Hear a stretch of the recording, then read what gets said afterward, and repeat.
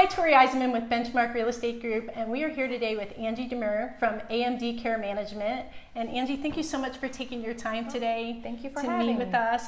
And I wanted to talk a little bit today about care management and how does that affect families when they're either at a distance, they don't live here, or maybe they're just working a lot and they don't have the ability to spend the time with their parents or a family member that's maybe in need.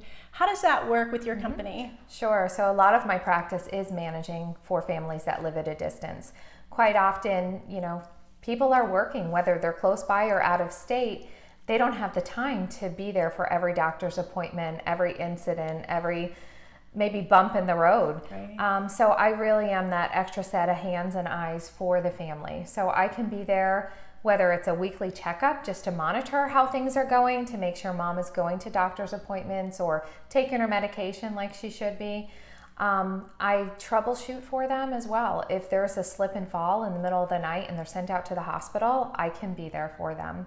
Okay, so you'll actually go to the hospital? I actually go to the hospital until whether the family can get there or not. If they're in town, maybe they're a couple hours away, or if they're out of state, I can be there for them to communicate what's going on. So you could be that advocate. Do they have to give you some sort of written documentation to help with the family member? Yes, they give me a release of information. Okay. And show that I work for them. Because there's nothing scarier than you're far away and a family member's in the hospital and maybe they're a little bit older or have some sort of dementia and can't necessarily keep things straight.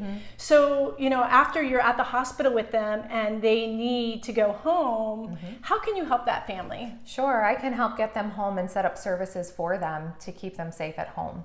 So I can help be the liaison, whether it's hiring a home health company or putting systems in place, whether it's neighbors or family that's going to rotate in and out. There's different options all the time that we can do. And that gets very overwhelming, whether you're here or not here, because if you're not in that industry, it's like any industry, right? There's probably 10 or 20% of the people that really understand their trade. And I know you get this list, right? You could be at a hospital or at a medical physician's office and they're just going to hand a list. Yes. So how do you kind of help decipher that information for the family? For example, home health companies, a non-skilled home health company, which would be your home health aide coming in. I work with 2 or 3 reputable companies in the area, and I've vetted them already. I've had relationships with them, so I know they do a good job. I know they, keep an eye on their staff, and if there's any type of concern, we resolve it right away. So I do a lot of behind the scenes work, and I understand the differences between the types of agencies out there. And with those home health companies, like I've heard about people that have hired people that weren't necessarily insured or bonded and stuff got stolen or medications getting stolen. How do you know which ones to go with to ensure that doesn't happen? So you want to work with a home health company that is licensed through the Agency for Healthcare Administration. They are licensed and bonded and insured. They hire their own staff and they have quality assurance measures to make sure their staff is doing what they need to, and they have continuing education. I only work with those type of agencies. So if I had a family member that was in the hospital and now they're being relocated home and I'm not here, is there a checklist or something to kind of track what's happening? Sure. So I go through an assessment and I set up, the services, but I'll monitor that and I keep in touch with my family members after every visit, or they can reach me in between if they have a concern with anything. So you're basically like that liaison or you're their coach of managing this whole process to kind of take that pressure off of the family members.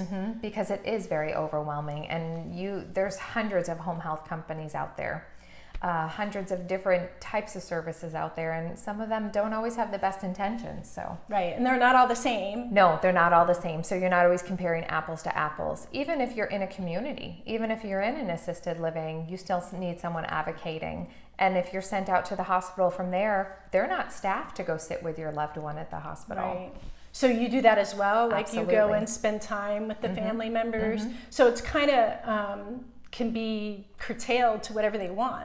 Absolutely. You can customize whatever much. Somebody needs. It's around what their goals are. So if mom is recent diagnosis of dementia, but the goal is to keep her at home, that's always been our wishes. There's many services and safety features we can do to keep mom at home as long as possible. Sometimes it's just the opposite. Families want to go, I don't want to deal with the house anymore. Right. I want to find a nice independent living or assisted living community. So it's really unique to each person's needs. Okay, which is excellent, because I know that can be extremely overwhelming just trying to get all those parts and pieces together. So if somebody wants to reach out to you, what's the best way for them to contact you? Sure. My website is amdcares.com, as well as my phone number, 352-432-2115. Excellent. Thank you so much Thank for your you. time.